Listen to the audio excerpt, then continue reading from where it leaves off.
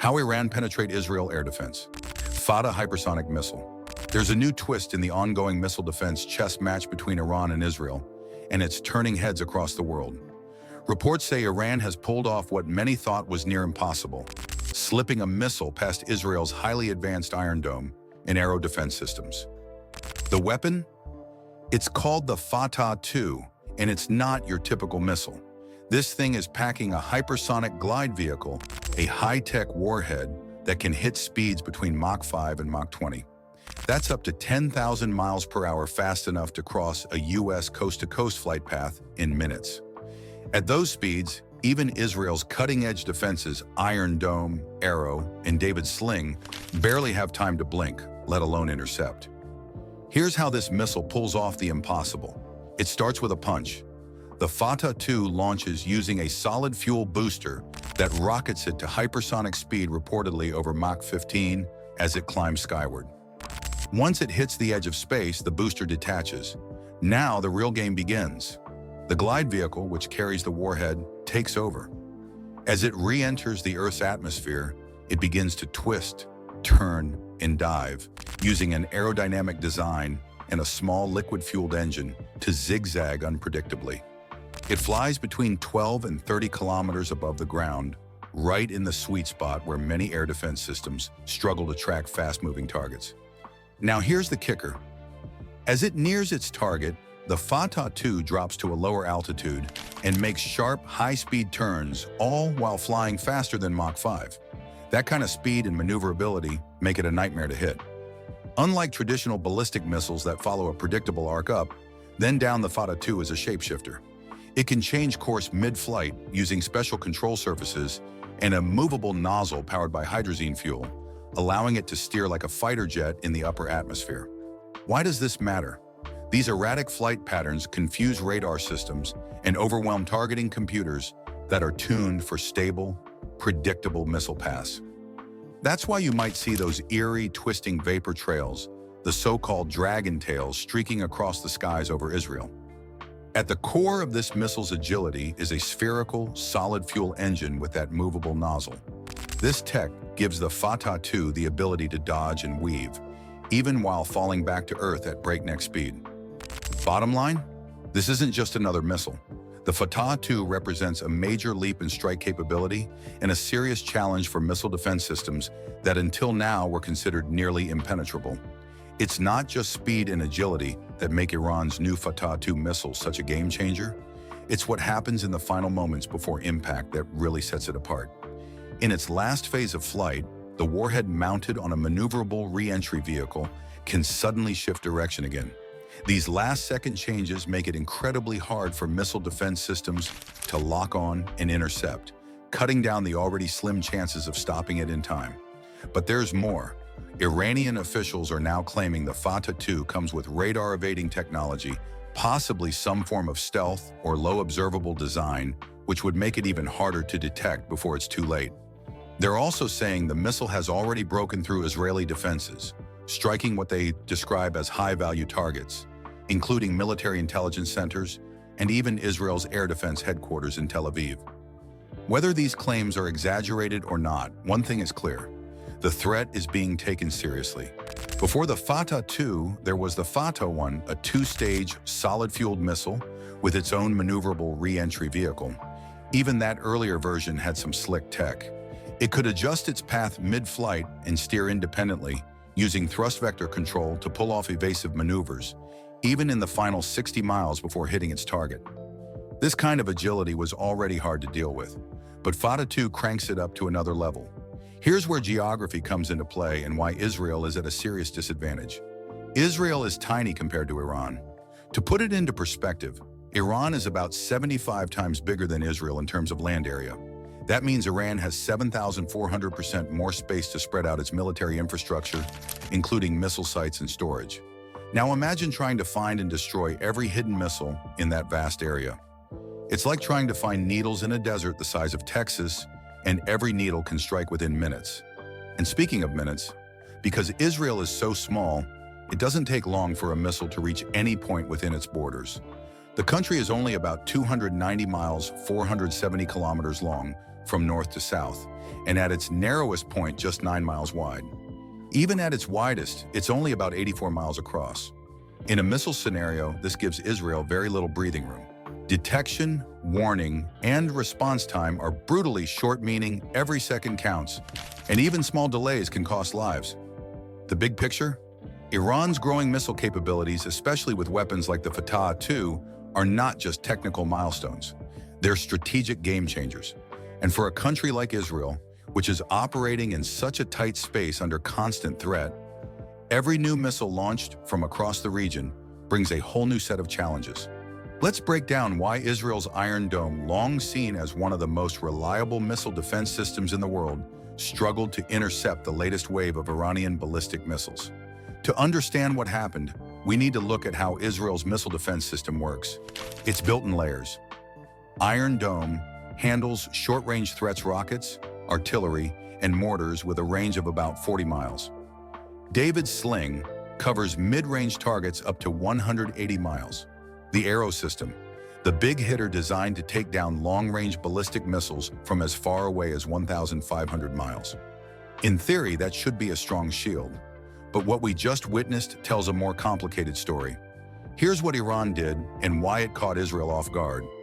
Iran launched a massive, coordinated strike, firing off around 100 projectiles, a mix of ballistic missiles, drones, and cruise missiles, all in rapid succession.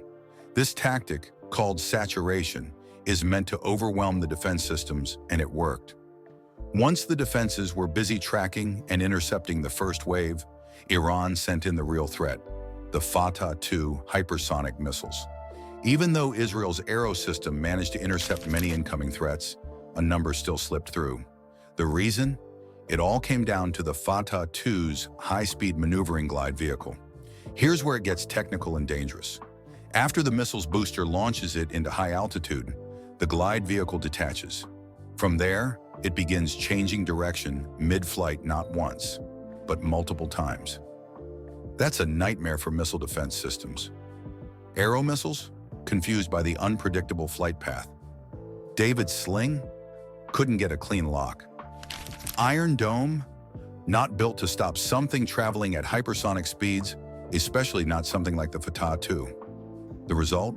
Some of these missiles got through and hit high-value Israeli military targets in major cities like Tel Aviv and Jerusalem. The big picture: this massive Iranian missile strike was a retaliation, a direct response to Israel's earlier airstrikes on Iranian nuclear and military facilities. Now, even if 90% of the missiles were intercepted, that 10% that made it through could still cause serious damage. Just one warhead is enough to flatten a city block, as past strikes on Tel Aviv have already shown. The Fatah-2, with a range of roughly 1,500 kilometers, isn't vastly different in range from its predecessor, the Fatah-1, but what sets it apart is its ability to accelerate outside the Earth's atmosphere. And once it re-enters, its steering fins and movable nozzles allow it to dodge defenses, like the Arrow system, with surgical precision. Now zoom out. This isn't just an Israel-Iran issue. Hypersonic missiles are changing warfare worldwide. To put it in perspective, if the US were to launch a Mach 5 plus scramjet hypersonic missile, it could reach Beijing from the west coast in just 18 minutes. That's how fast and how dangerous this technology is becoming. And right now, countries around the world are racing to build them, defend against them, or both. Let's dive into the world of scramjet engines, the tech that's powering the next generation of hypersonic weapons. Unlike traditional engines, scramjets don't carry oxygen on board. Instead, they pull oxygen directly from the atmosphere as they zoom through the sky, mixing it with hydrogen fuel to create the intense combustion needed for those mind-blowing hypersonic speeds.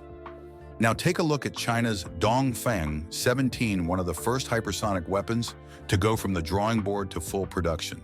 This isn't just any missile.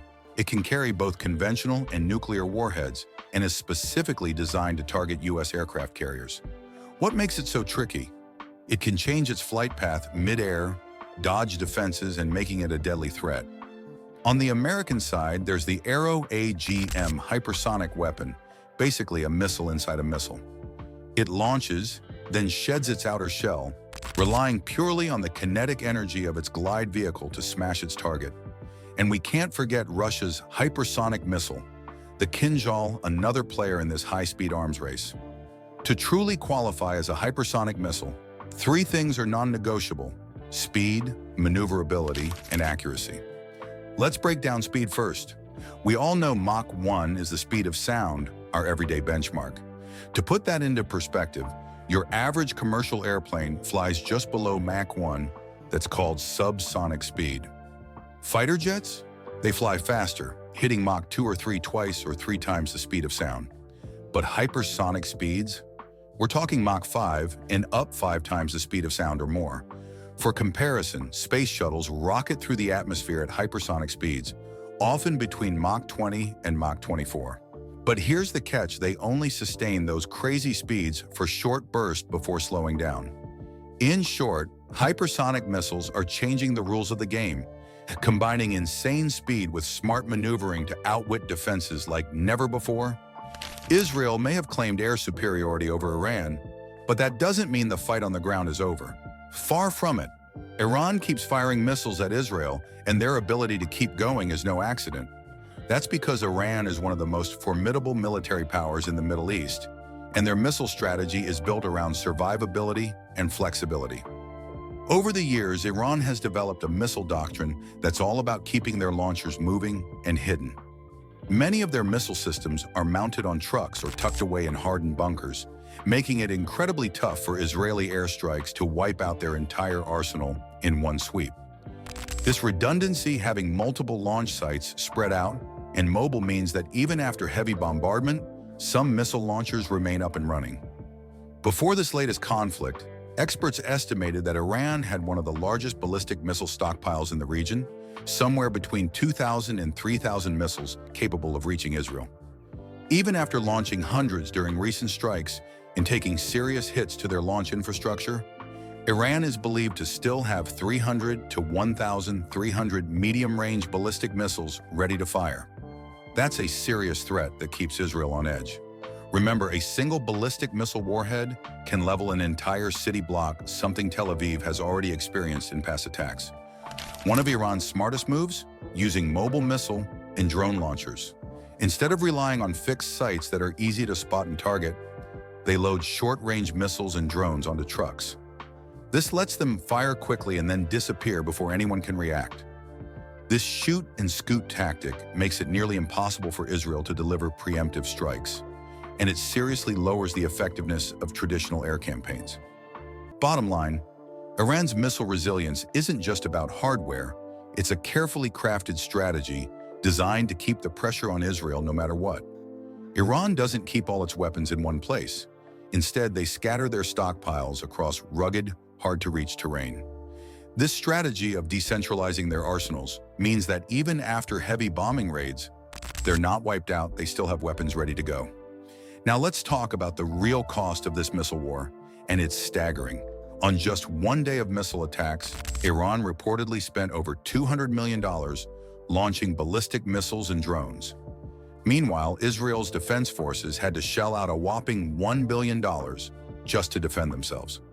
Here's why. Some of Israel's missile defense systems are expensive. The Arrow missile? Around $2.5 million each. The David Sling costs about $1 million per shot. And the ever-famous Iron Dome? Its interceptor missiles run anywhere from $20,000 to $100,000 each, depending on inflation and production costs. Compare that to Iran's offensive weapons, and the numbers tell a story. A single Iranian ballistic missile costs about $200,000, while their drones come in at just $20,000 to $50,000 each. This massive cost difference means Iran can keep launching waves of missiles and drones, while Israel is forced to spend big every time it shoots them down. If you love breaking down military tech and engineering like this, don't forget to subscribe and hit that notification bell for more original content.